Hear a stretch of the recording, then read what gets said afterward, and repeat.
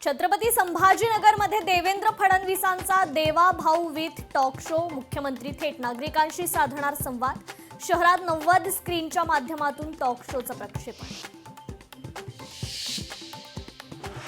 पुण्यातील शिरूरमध्ये पवारांच्या राष्ट्रवादीला धक्का। पुणे जिल्हा परिषदेचा माजी सदस्य रेखा बांदल आणि पवारांच्या राष्ट्रवादीचे उपाध्यक्ष प्रदीप कंद यांचा राष्ट्रवादीत प्रवेश।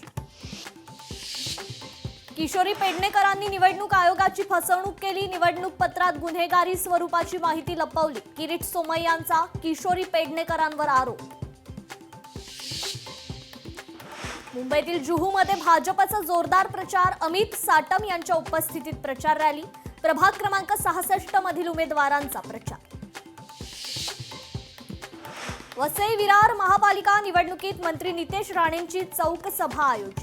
सभेसाठी मोठ्या संख्येने कार्यकर्ते आणि नागरिक उपस्थित राहणार। भाजपच्या उमेदवार तेजस्वी घोसाळकरांकडे 5,15,00,000ची मालमत्ता, 85,52,000 रुपये किमतीचं सोनं। अलीकडेच 4 लाखांची गाडी खरेदी केल्याचे प्रतिज्ञापत्रात नमूद। अहिल्यानगरचे आमदार संग्राम जगताप यांच्या 2 अंगरक्षकांचं निलंबन। कर्तव्यात कसूर, शस्त्र हाताळण्यात हलगर्जीपणा केल्यानं निलंबन।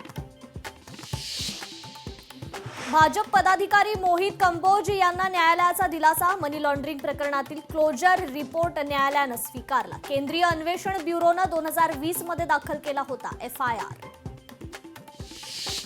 सांगलीच्या शिराळ्यात मुलीवर बिबट्याचा हल्ला। मुलीच्या भावानं धाडसाने बिबट्याच्या हल्ल्याचा प्रतिकार केल्यानं बहिणीचा जीव वाचला।